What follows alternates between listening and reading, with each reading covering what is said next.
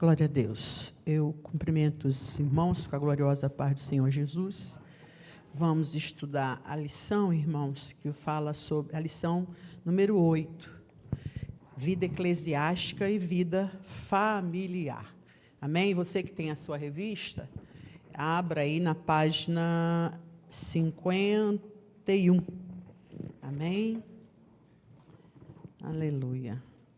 Estava ali sentado orando, pedindo a Deus para me dar calma. Que às vezes, né, os irmãos que pregam aqui sabem disso.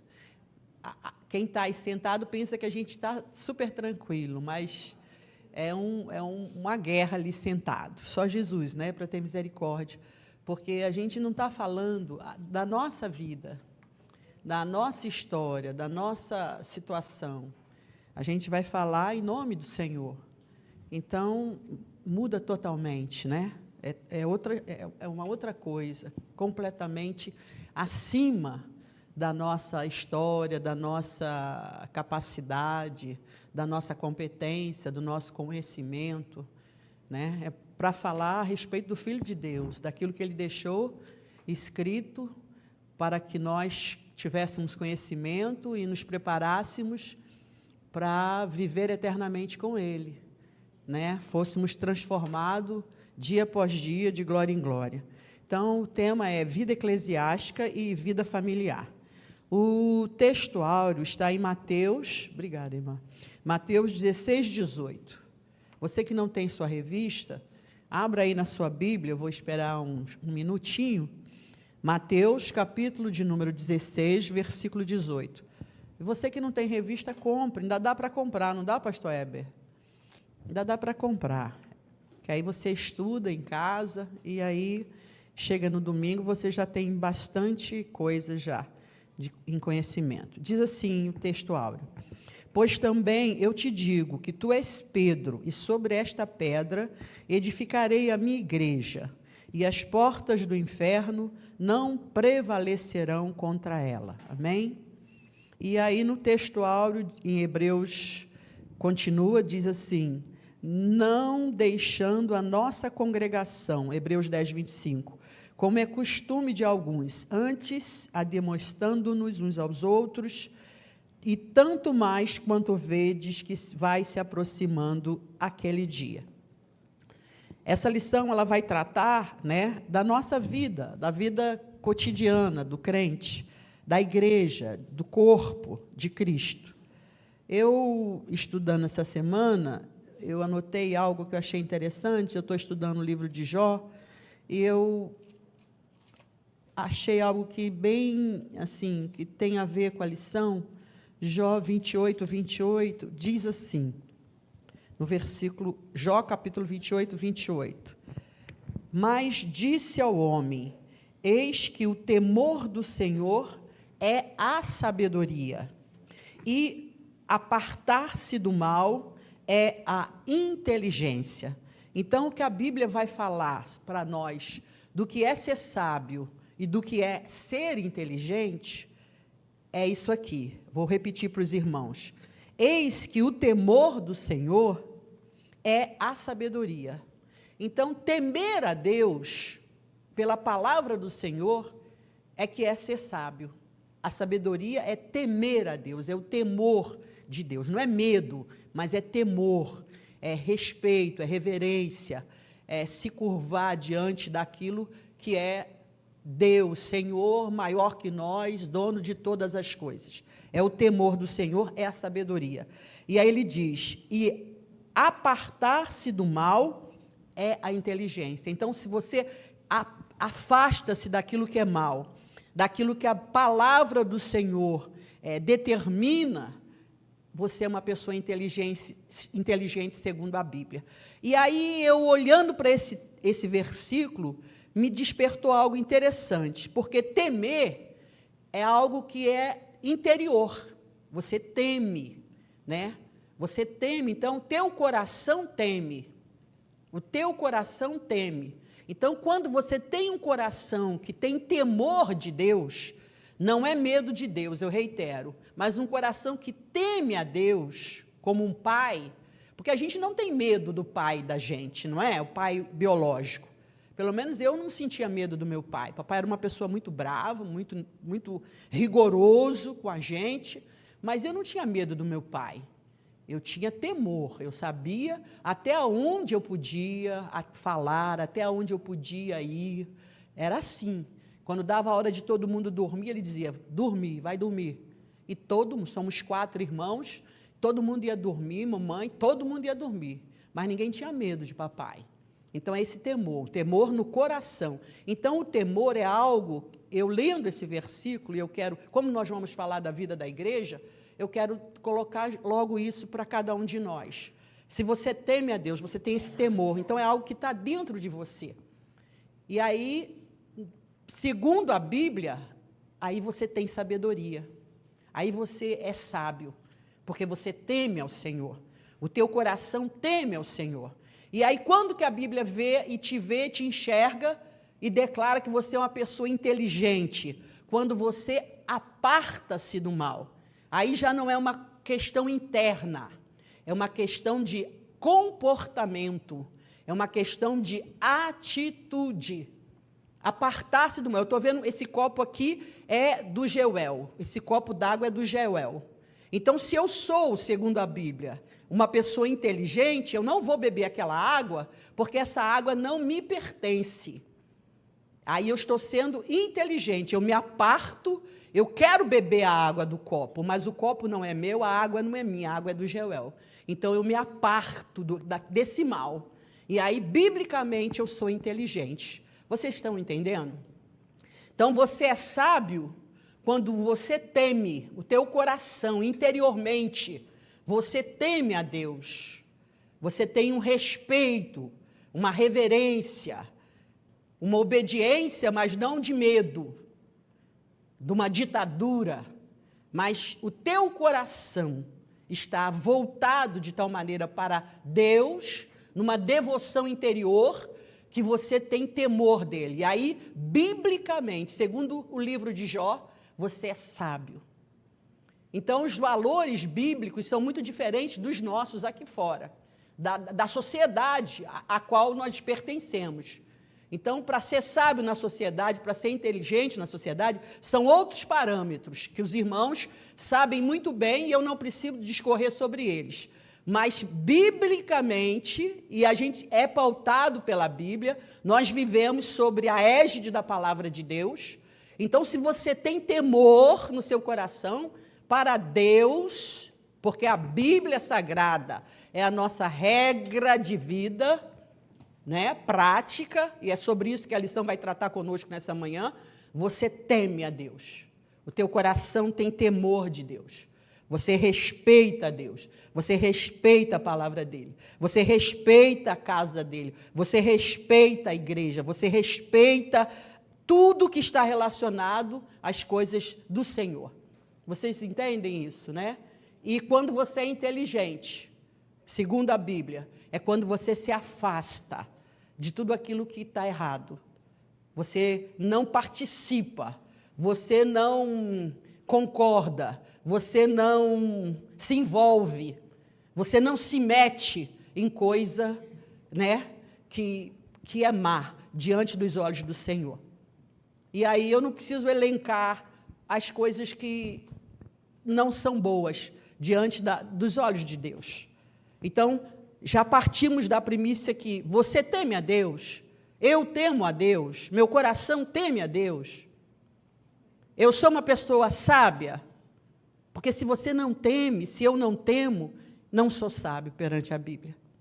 E se você não se afasta do mal, das más companhias, das más conversações, dos maus costumes, das más práticas de vida, você também não é inteligente, segundo a Bíblia. Pode ser inteligente aos olhos das outras pessoas, mas a nossa regra é a palavra. Amém? E eu quero começar lá do final, esse questionário. O pastor Gideon Júnior colocou um questionário muito interessante, e eu vou ler, e eu acho que você também já leu, né? E licença aí ao pastor Gideon Júnior, o questionário vai dizer assim, um pequeno teste sobre projetos e vida familiar. Aí ele diz, respostas às seguintes questões. Nós incentivamos a presença e participação do nosso lar nos cultos, ou pensamos que é possível que nossos filhos terão compromisso com a igreja somente incentivando-os nos momentos de festas? A primeira pergunta. A segunda, em nosso lar somos capazes de entender que na igreja sempre existirá desencontros e incentivamos nosso lar ao perdão, ou colocamos lenha, gasolina, fogo, em qualquer desentendimento com outros irmãos? É o apartar-se do mal, é o ser inteligente, né? Em nosso convívio da igreja, somos capazes de identificar e nos alegrar com os fatos positivos, ou somente destacamos dentro de nosso lar os erros ocorridos? É a inteligência aqui agora, né? Relacionada ao outro.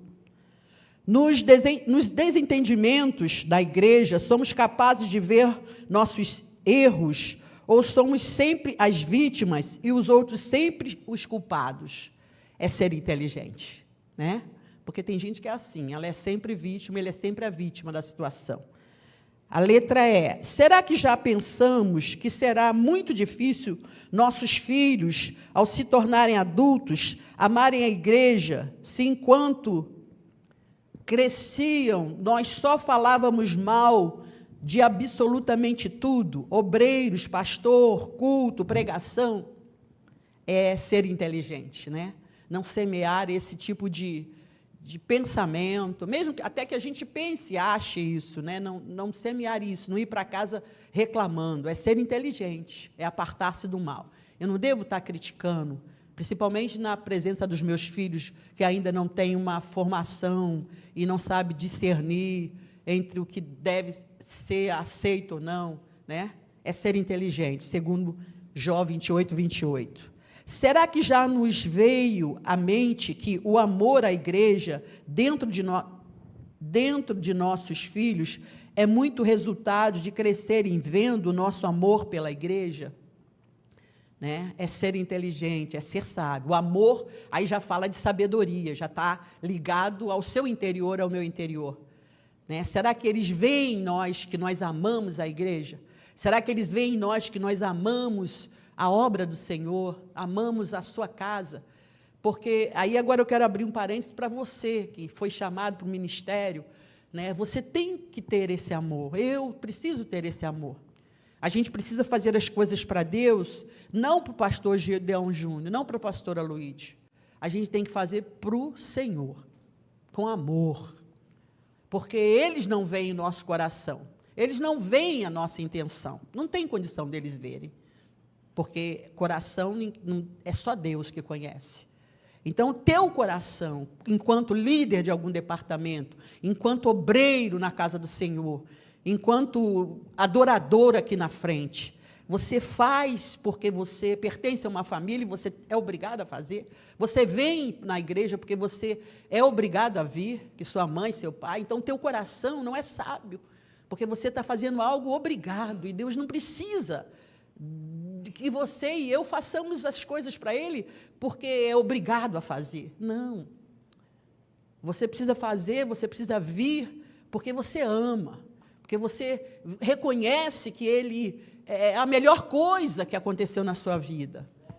E aí você vem e faz, e aí você se alegra, você consegue chegar perto, porque Ele olha de lá do seu trono para mim e para você, e vê, olha, saiu de casa domingo de manhã, podia estar dormindo, podia dormir até mais tarde, amanhã vai ter que levantar de madrugada às vezes, alguns pegar ônibus, mas optaram por vir à minha casa, porque me amam, não porque ficou alguém no meu ouvido, vamos, você tem que ir para a igreja. Deus não precisa disso, Deus não precisa disso, Ele é Deus, independente até de que se a gente o ame ou não. Mas ser sábio é ter esse amor por Ele, que a gente acabou de ler em Jó 28, 28. Sábio é ter esse amor. Igual esse amor que você tem pelo seu filho, pela sua filha, igual você tem pelo seu esposo, pela sua esposa, é esse amor. Maior ainda, né, que a gente precisa ter pelo Senhor. E a última pergunta que o pastor Gideon Júnior faz na sua revista, ele diz assim: Por qual razão em nossas igrejas temos departamento infantil, de adolescente, de jovens, de senhoras, de senhores, de casados? Será que não conseguimos enxergar o quanto todos esses trabalhos ajudam na edificação de um lar? Será que nada de bom existe em uma igreja? Parece que o autor aqui está chamando a nossa atenção, né? De nós valorizarmos, né?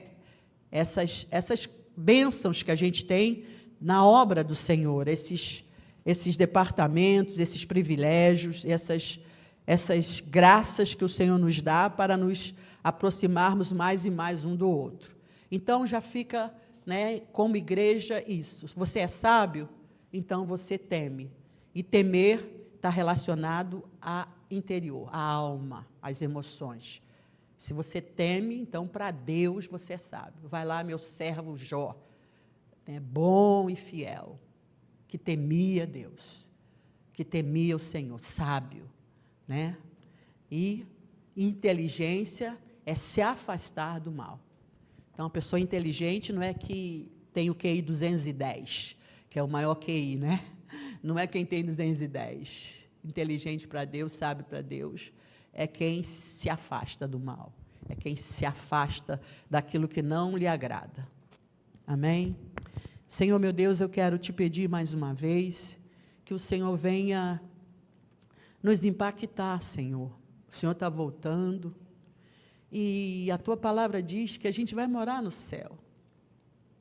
Oh, Deus, tem misericórdia de nós, tem compaixão.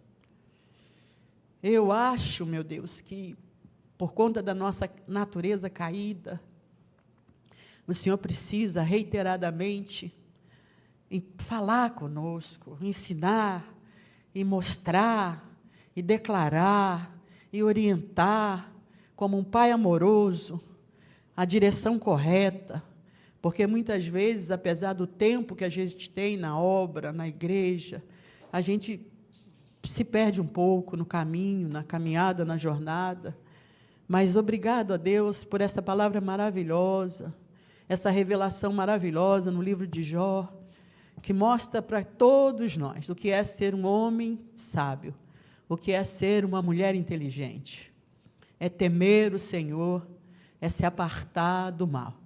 E que a partir de hoje, desse conhecimento, porque conhecimento gera responsabilidades. Então, quanto mais é dado, mais será cobrado. Nós temos agora o conhecimento de que ser sábio é temer o Senhor. E que ser inteligente é se desviar do mal. E nós te pedimos a tua bênção, a tua misericórdia sobre a nossa vida. Aí a lição vai falar, né, do corpo de Cristo aqui no comentário. O pastor Gideon Júnior diz assim: você já pensou em Mateus 16, 18, que Jesus revelou que edificaria sua igreja e as portas do inferno não prevaleceriam contra ela? O pronome possessivo nunca foi um blefe. Ele é Senhor e dono da igreja. A igreja é tão importante para Cristo que antes de retornar aos céus, ele pede ao Pai para que seja enviado alguém da mesma grandeza que ele, a fim de que a sua igreja não fique só. Desce ninguém menos e ninguém mais que o Espírito Santo. Eu achei isso aqui, que esse parágrafo que o pastor Gideon Júnior escreveu, tremendo. Eu marquei aqui. Desce alguém, ele sai, Jesus vai embora, né, volta para Deus, para o lugar dele, à direita de Deus Pai, e ele envia alguém do mesmo quilate que ele, da mesma autoridade, do mesmo poder, da mesma grandeza. Porque, normalmente, irmão, numa repartição, num trabalho secular, você tem seus substitutos, né? E, às vezes, o seu substituto, no trabalho, das repartições públicas, acontece muito isso, né, Iraci?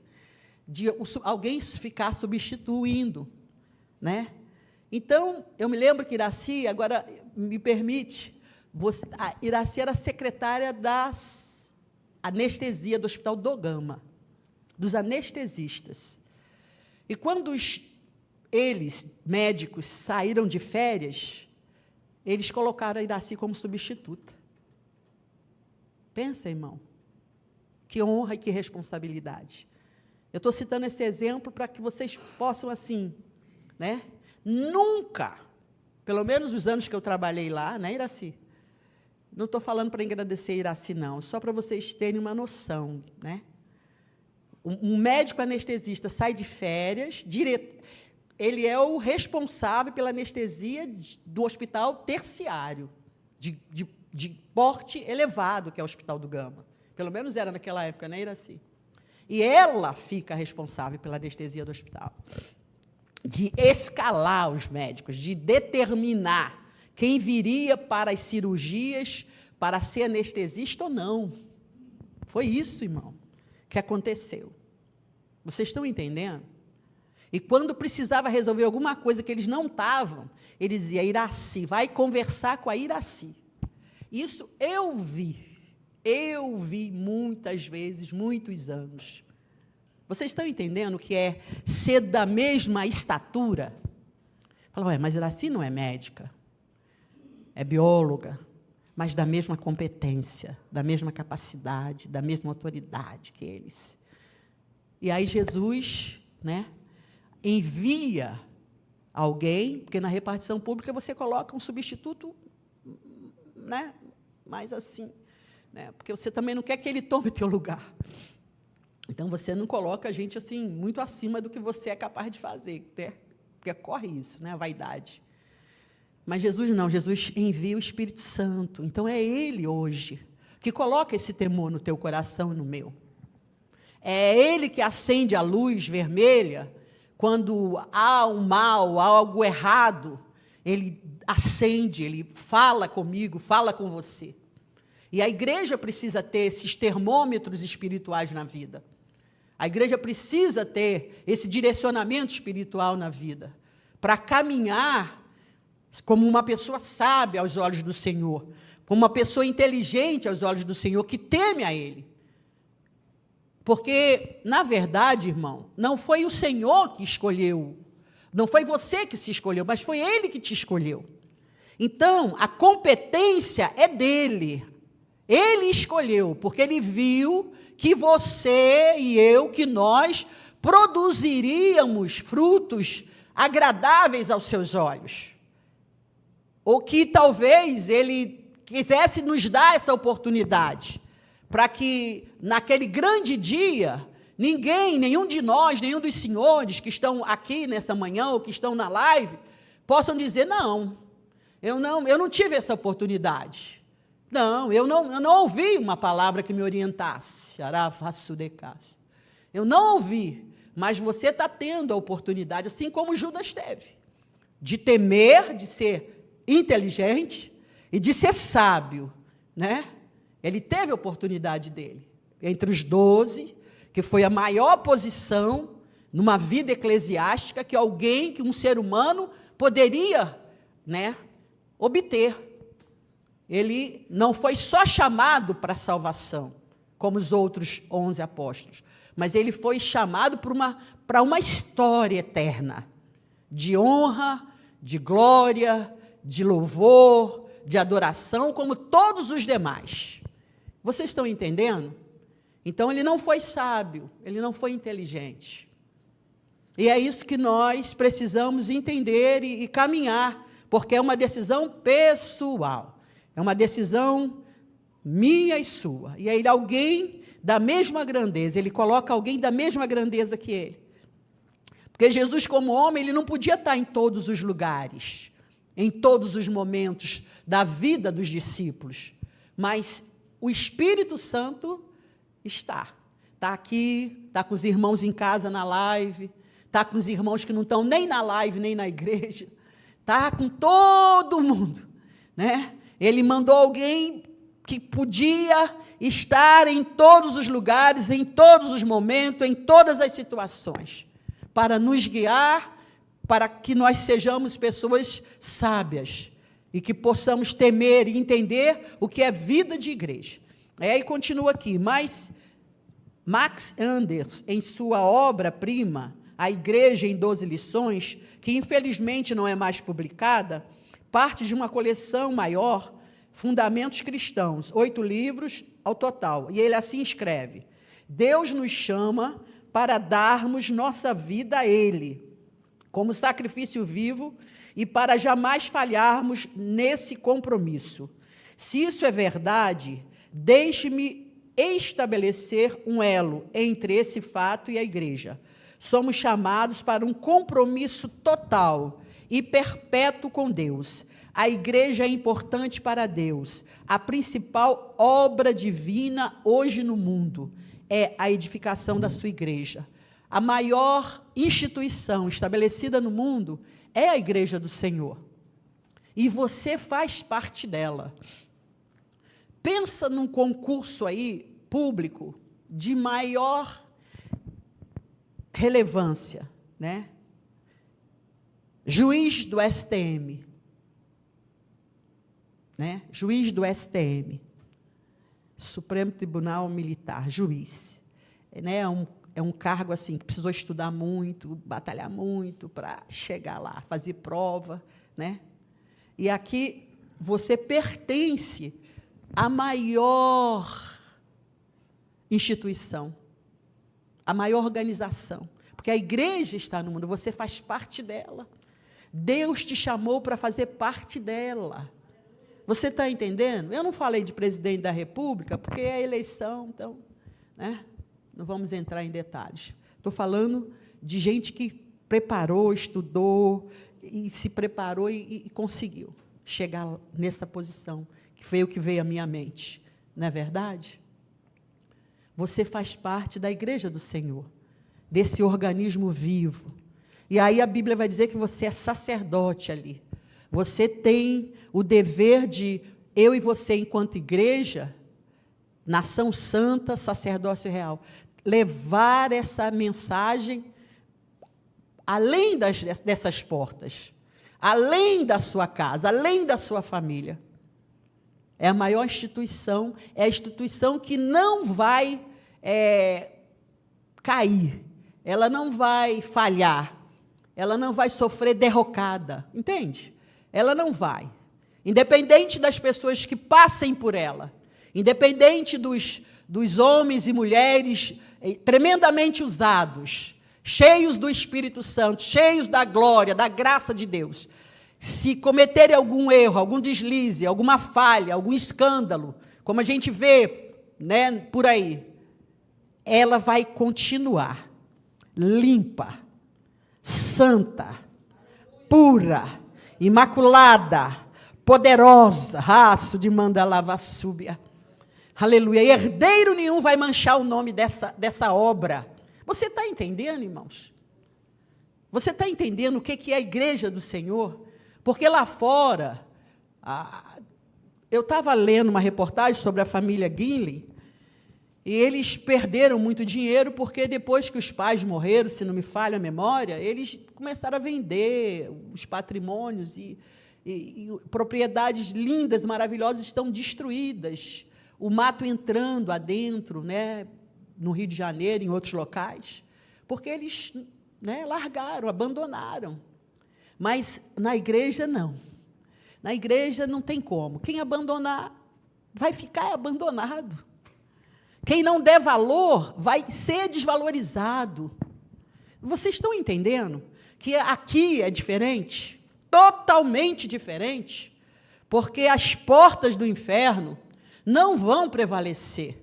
O sistema humano, mundano, desse mundo, esse sistema maligno, não vai contaminar a igreja. E o Senhor escolheu-nos para entrar nessa instituição, nessa organização gloriosa, maravilhosa, e fazer parte dela. Então, eu já quero dizer para você erguer a tua cabeça, não porque você é isso, aquilo, porque você faz parte de uma instituição eterna, que ninguém vai destruir ela, ninguém. O maior poder econômico, social, político, né, não vai destruir ela. Por mais perseguições que ela sofra, por mais reveses que ela venha a ser infligido sobre ela vai continuar. Porque quem está à frente, quem é o fundador, é Jesus Cristo. Aleluia. Irmãos, e se você sair daqui, tendo esse entendimento assim, bem intrínseco dentro de você, bem guardado, nada vai te intimidar. Você entende? Quando você olhar para o problema, quando você olhar para as dificuldades, quando você olhar para as adversidades, você lembra quem você é. E agora eu quero abrir um parênteses até para os obreiros, para os líderes, para aqueles que o Senhor chamou para esse santo ministério. Os apóstolos estão no seio de Abraão, Jesus está à direita de Deus Pai, mas Ele escolheu você, como representante dEle aqui no século 21, da maior instituição do mundo, não é a maior instituição americana, é a maior instituição do mundo. Aleluia, bendito seja o nome do Senhor, louvado seja o nome do Senhor. Então você entenda quem você é em Deus, da organização que você pertence, de que lugar que você faz parte. A primeira definição de igreja, o pastor Gideon Gino coloca aqui assim: a palavra igreja é tradução habitual da palavra grega eclésia, eclesiai. Ocorre 114 vezes no Novo Testamento, e aí ele vai elencar no livro de Hebreus, nos Evangelhos, em Mateus, Atos, 19 vezes, Paulo cita 62 vezes, 1 Coríntios 22, Tiago, João, 5 vezes, Apocalipse 20 vezes. Aí ele diz assim: a igreja não aparece em Marcos, nem em Lucas, nem em João, nem em 2 Timóteo, Tito, Pedro, 1 e 2 João, nem em Judas. É evidente que a palavra pertence, em grande parte, ao período que se segue à vida e aos ministérios de Jesus. Ele diz, Rodman, na teologia sistemática, diz assim, uma perspectiva pentecostal é que deu esse esclarecimento para o pastor Gideon Júnior. Em preciosa lição, o teólogo e pastor alemão Louis Berkhoff, ele diz assim, no Novo Testamento, Jesus foi o primeiro a fazer uso da palavra, e ele se aplicou ao grupo dos que se reuniram em torno dele, reconhecendo-no publicamente como seu Senhor e aceitaram os princípios do reino de Deus. Era a eclésia do Messias, o verdadeiro Israel. Mais tarde, como resultado da expansão da igreja, a palavra adquiriu várias significações. Irmão, eu anotei aqui para não esquecer, tem um livro muito interessante que fala da história eclesiástica. Se você depois puder comprar, puder adquirir, é de Eusébio de Cesareia, que esteve comentando, ele faz esse comentário dele do século I, II, III e IV.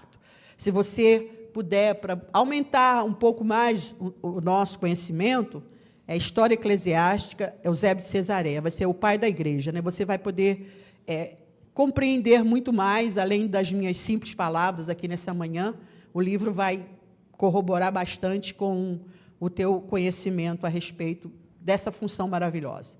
Com muita frequência, a palavra eclésia designa um círculo de crentes de algumas localidades definida, uma igreja local, independentemente da questão se esses crentes estão reunidos para o culto ou não, algumas passagens. Eu me lembrei agora de algo que eu vou compartilhar com os irmãos. A igreja é isso, mudar, inteligente, é você mudar o comportamento, é você buscar em Deus uma mudança de comportamento. É entender que você tem que crescer, não só no conhecimento da palavra, mas também no conhecimento, mas enquanto pessoa. E eu me lembro, irmão, me lembrei agora, lendo, veio minha memória, e o Espírito Santo mandou eu compartilhar isso com os irmãos. Não é um testemunho muito bonito, mas o Senhor mandou, eu vou compartilhar. Meus meninos eram pequenos, eu morava na 29 do setor oeste, e a gente tinha só Israel e a Késia, e nós dirigíamos uma igrejinha pequenininha ali no setor oeste, acho que na 21, parece. E eu tinha inveja no meu coração, eu senti inveja. Eu sentia inveja. A gente morava de aluguel, uma vida bem difícil, 2 meninos, Zé Carlos era repositor, então eu tinha inveja no meu coração. E a Bíblia, toda vez que eu ia no culto, que eu ia ler a Bíblia, que eu dobrava meu joelho, vinha esse sentimento, eu lembrava desse sentimento. Eu falei, meu Deus, está errado. A Bíblia diz que os invejosos não vão herdar o reino dos céus. Eu falei, meu Deus, eu vou perder minha salvação por causa de inveja? Estou fora. E joelho. Eu acho que eu já dei testemunho aqui, para os irmãos mais antigos, enquanto o pastor Gideon era vivo. Falei, estou fora disso, vou carregar esse negócio, essa mala pesada nas minhas costas, não. Comecei a orar. E na frente, ajudando o marido a dirigir obra, mas senti inveja. Joelho. Jesus tira, Jesus tem misericórdia de mim, Jesus não me deixa. Senhor, acaba com isso, Senhor. Irmão, eu não orei 1 semana, não. Eu acho, porque já fazem muito tempo, Israel vai fazer 40 anos agora, Kézia vai fazer 38, então tem muitos anos, eles eram pequenininho.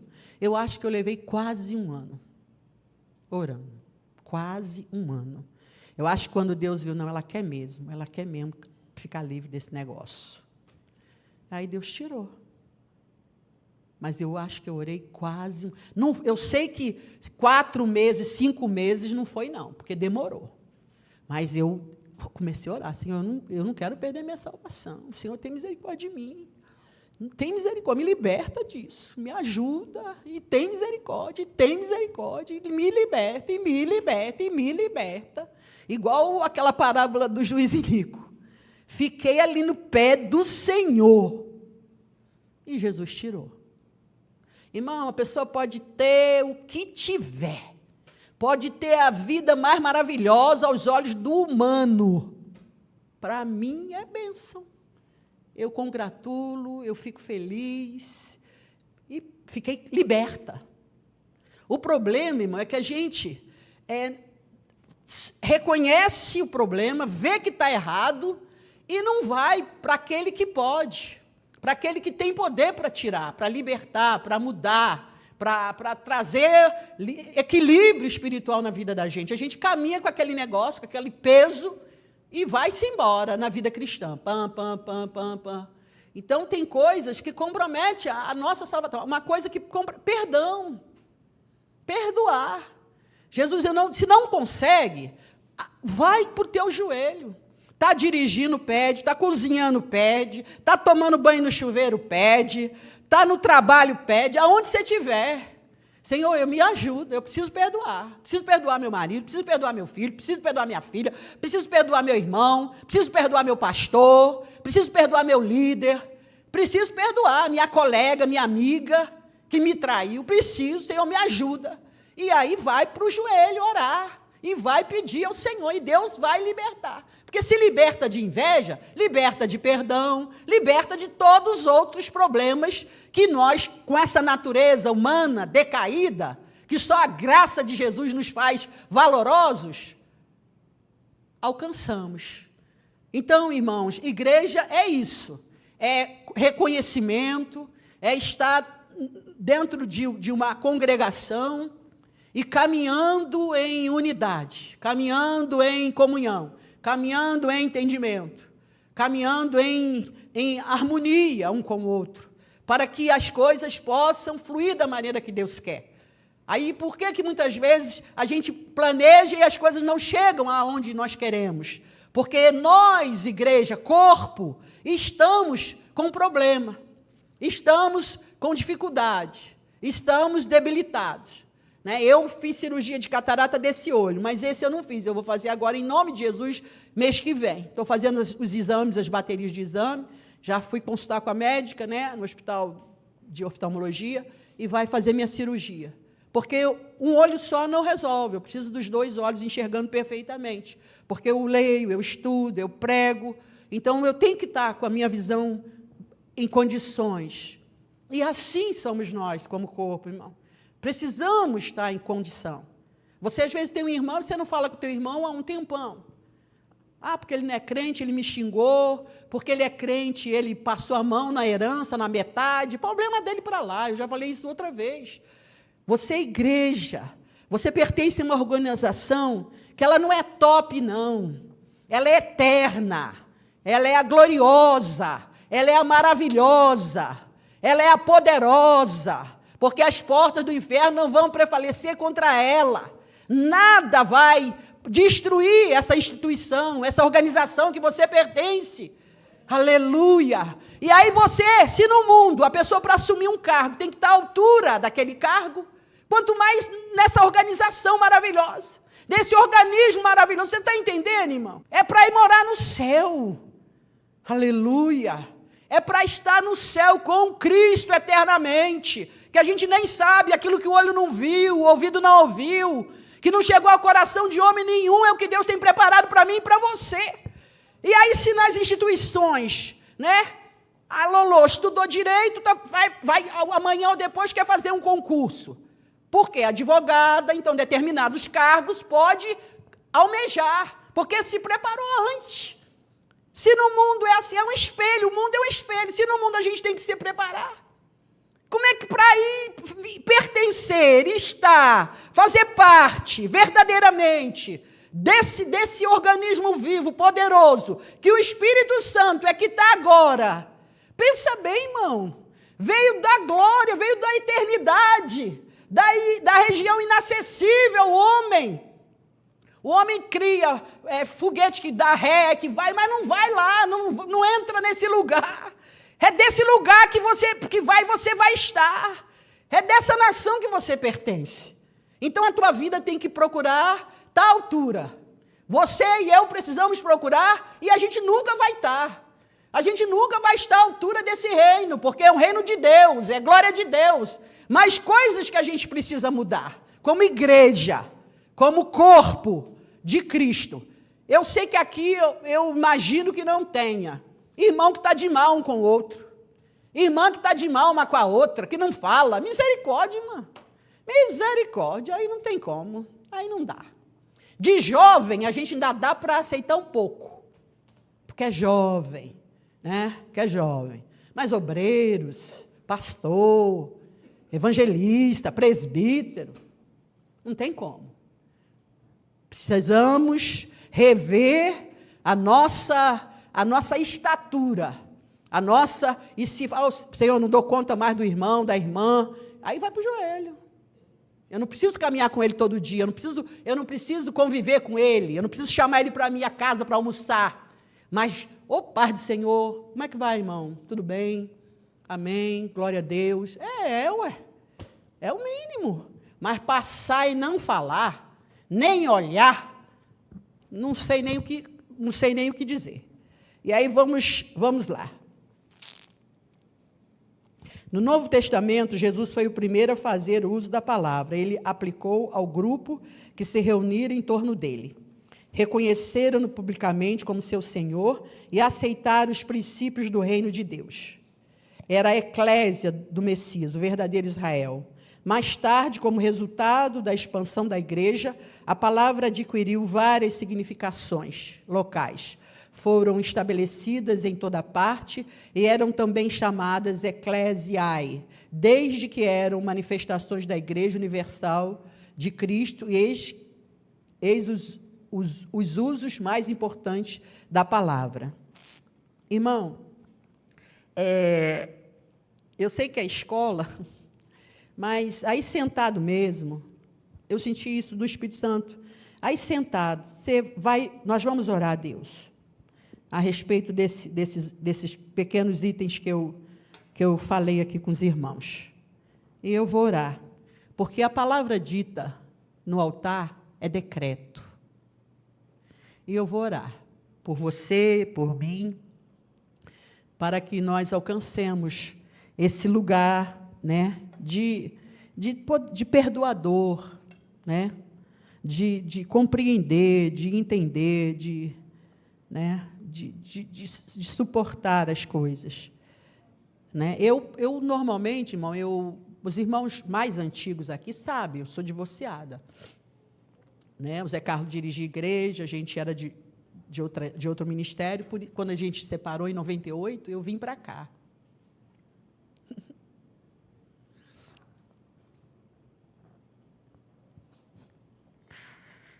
pastor Gideão fazia o culto de 1º de janeiro, né? E ainda a gente tem, não é? E eu morava aqui no Minhocão.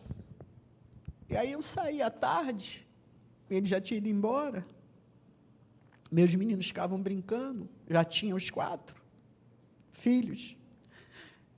E eu saí de tarde, eu falei assim, sim, eu queria ir na igreja hoje, mas essa hora eu não quero ir lá embaixo na Universal. E aí eu saí andando, os meninos almoçaram, era de tardinha, eu saí andando a pé, e vim assim, procurando. E aí eu olhei aqui, estava cheio de carro, era a igreja velha ainda, cheio de carro, cheio de gente, aí eu fiquei assim. Aí eu vi a igreja aberta, e aí eu entrei na porta lá na frente, a mãe do Marco, a Januária, não é? Ficava na porta gritando, né? Aleluia, aqueles gritão dela. Tu lembra, Joel? Era muito pequenininho, né? Izinha lembra, né, Izinha? Que ela dava um grito, irmão, não é? Que lá longe todo mundo ouvia. Então, é a igreja, esse grito de aleluia. E aí eu vim. Aí eu falei, eita, está aberto. Aí eu entrei, sentei no meio, a igreja, gente, irmão, apinhado. Aí eu sentei, e o Espírito Santo falou no meu... Eu sentei do lado ali, do lado esquerdo, assim. E o Espírito Santo falou no meu coração, fica aqui. Claramente. Porque eu não estava mais na outra igreja, né? Aí eu assisti o culto, foi uma bênção maravilhosa. Deus derramou da sua glória, da sua graça. Foi assim que eu vim. Então, a gente tem, falando da questão do perdão, quem é a Iraci, que conviveu mais perto dessa minha situação, porque a gente era colega de trabalho, a Sorilene, viram, né? O pastor Gideão também, porque ele conversava muito com ele. Então, foram necessários orar para poder perdoar, irmão, para perdoar, né? Para poder entender. E ele depois, um dia, ele falou para mim que teu avô, ele ficava muito ali perto do escritório, e teu avô passava, teu avô não falava muito com ele, não, e teu avô batizou ele. Teu avô olhava para ele e ia embora, né? Porque eu entendo que o pastor Gideão pensava, como é que larga uma pessoa com 4 meninos pequenos, né? E aquilo chateava ele, eu era a ovelha do pastor Gideão. E ele, um dia, ele falou, pastor Gideão não fala muito comigo, não. Fala o necessário, assim, com a cara fechada, e não fala muito comigo. Mas aí eu fiquei quieta, né? Não disse nada. Então, assim, uma situação dessa, você precisa perdoar, você tem que perdoar. Você não tem que conviver, se você não quiser, mas você precisa perdoar. E, às vezes, o filho não quer perdoar o pai, não quer perdoar a mãe. Você precisa ter esse sentimento perdoador, independente da história que você teve que passar, teve que viver, teve que enfrentar, né? Porque como é que a gente vai orar, perdoa as minhas dívidas, assim como, né, perdoa as nossas, como nós perdoamos aqueles que nos devem, aqueles que nos traíram, aqueles que nos humilharam, aqueles que nos ofenderam. E ser igreja, irmão, é muito isso. É muito mais essas coisas aí, de decepções, de não ver, não receber de volta aquilo que você deu. É muita renúncia, é muito abrir mão, é muito ceder a vez para o outro. Então, que você, eu, que nós possamos entender isso e caminhar naquilo que Deus quer que a gente faça, que a gente viva. Num sentido mais geral, a palavra serve para denotar a totalidade do corpo, no mundo inteiro, daqueles que professam exteriormente a Cristo e se organizam para fins de culto, sob a direção de oficiais que para isso foram designados. Uma outra coisa que a gente precisa entender, né? Deus levanta homens e mulheres para serem os oficiais da igreja, para estarem à frente. Então, nós precisamos ter esse respeito, essa reverência, essa submissão à autoridade dessas pessoas. Irmãos, vocês se lembram da questão de Miriam com Moisés? Porque Moisés teve aquela história com a mulher etíope, se não me engano, casamento, e ela criticou, e ela ficou leprosa. Então, na época da lei, o pecado era exposto imediatamente. A graça é muito mais séria do que a lei, porque na lei pecava, morria, olho por olho, dente por dente. Mas na graça não, na graça a coisa vai postergando, e a gente vai achando que está tudo bem. Vai achando que as coisas, eu estou na página 54, vai achando que está tudo bem. Achando que está tudo bem. Eu me lembrei agora, lá no Rio de Janeiro a gente comia muito caranguejo. Lá no Rio de Janeiro tem muito caranguejo, de água salgada, né? Por aqui acho que tem água doce. E você não joga o caranguejo na água fervendo logo. Porque se você o puser, ele pula, porque quente, eles começam a pular e cai para fora do fogão. Então, mamãe enchia a panela de água fria, botava um pouquinho de sal e colocava todos eles ali, na água fria. E aí o fogo ia aquecendo, quando eles já tinham morrido, já estavam cozidos. Eles ficam vermelhinhos, ficam assim, um amarelo mais para vermelho, né? O caranguejo de água salgada. E aí a gente ia comer caranguejo. Tá entendendo, irmãos? E é assim a graça. A pessoa vai, a água está gostosa, está tudo dando certo, está tudo correndo às mil maravilhas, ninguém sabe de nada, está tudo, de repente, frita, de repente, cozinha. Entende, irmãos? Então, a graça é muito mais perigosa do que a lei. Então, vamos ter esse entendimento de igreja, porque o Espírito Santo vê, o Espírito Santo conhece, o Espírito Santo sabe, o Espírito Santo acompanha, ele vai junto para todo lugar, em todo momento. Então, a gente precisa ter essa noção da responsabilidade de que nós somos o corpo. E, neste sentido, da palavra, está um tanto no primeiro plano da primeira epístola de Coríntios. Mas também parece que estava presente na mente de Paulo quando escreveu a epístola aos Efésios. A carta aos Coríntios, a 1 Coríntios, irmão, vai falar da eclésia, da igreja. Só que a igreja de Coríntios, os problemas, que eu vou tentar me lembrar agora. Litígio entre irmãos. Eu sou de Paulo, eu sou de Apolo, eu sou de Cefas, eu sou de Cristo. Aí estavam divididos. Tinham os grupos. Havia um jovem que tinha um caso com a mulher do seu pai, com a madrasta. Paulo mete a lulém. Havia um outro grupo que eles tinham um problema judiciário para resolver, em vez de eles procurarem 10 horas. Eles procurarem os oficiais da igreja, eles iam para a justiça humana, para resolver os litígios.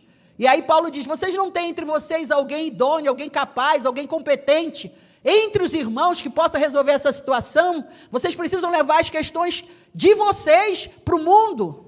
Então a igreja de Coríntios era isso, né? A igreja de Coríntios tinha esse, entre tantos outros problemas. E que nós possamos, irmãos, são 10 horas, a gente vai parar. A gente precisa entender, eu já fiz a conclusão, já fiz lá o finalzinho, o capítulo 2 diz, o pastor Gideon diz, Cristo como Deus infinito, como Deus eterno e como Deus imutável, né? E aí ele fala no finalzinho, ele diz assim, eu edificarei a minha igreja, como Deus eterno. Como Deus imutável, ele diz, eu edificarei a minha igreja. E como Deus sustentador e Senhor de tudo, eu edificarei a minha igreja. Então, nós entendemos com isso, irmão, que o Senhor está pronto para nos edificar. Edificar é uma construção, uma edificação, como está sendo feito aqui. Tijolo por tijolo, camada por camada, alicerce por alicerce. O Senhor, o Espírito de Deus quer edificar, nos deixar tanto mais parecido com o Senhor possível, né? Na medida do Senhor. Mas isso depende de mim, de você também. Ele já derramou sangue, já fez o papel dele. Agora é você, a tua disposição, de temê-lo, como sábio que você é, e de ter inteligência, de se afastar do mal. E aí você verdadeiramente será sábio e inteligente aos olhos da Bíblia Sagrada, aos olhos da palavra do Senhor. Amém? Nos coloquemos em pé, eu quero orar mais uma vez pelos irmãos. Parece que vai demorar 1 hora, né, irmãos? Mas já são 10h04. Soberano Deus e Pai, em nome de Jesus, obrigada, Senhor, porque o Senhor não desiste de nenhum de nós. Obrigada, Senhor, porque o Senhor não abre mão de nenhum de nós. Deus, lá fora, se nós faltarmos o serviço 30 dias, a gente perde o cargo por justa causa. Se nós roubarmos, a gente perde o cargo. Se nós agredirmos qualquer pessoa, a gente também perde o cargo. E tantas outras coisas. Mas aqui, Pai, nessa maravilhosa organização, instituição, nesse organismo vivo, nós cometemos tantas falhas, tantos erros, tantos delícias, tantos pecados, porque a tua palavra diz que aquele que diz que não tem pecado é mentiroso, e o mentiroso não vai herdar o reino dos céus.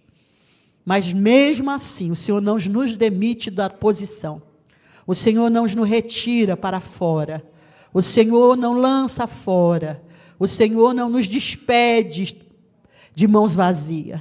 O Senhor está sempre com o teu Espírito Santo, nos dando uma segunda oportunidade, nos dando uma segunda chance, nos dando um novo momento para crescermos em conhecimento, em graça, em sabedoria, em inteligência, em reverência, porque as portas do inferno não prevalecerão. Então, independente da nossa pequenez, da nossa limitação, das nossas fraquezas, como igreja que somos, cada um de nós, as portas do inferno não prevalecerão contra as nossas vidas. Então, que nenhum de nós, Senhor, tenha o desejo, o mínimo pensamento de querer sair desse lugar maravilhoso. Sair desse lugar de privilégio, desse lugar de honra, desse lugar de cuidado, desse lugar de amor, desse lugar de perdão. Porque se o Senhor manda que nós perdoemos, como o Senhor não nos perdoaria?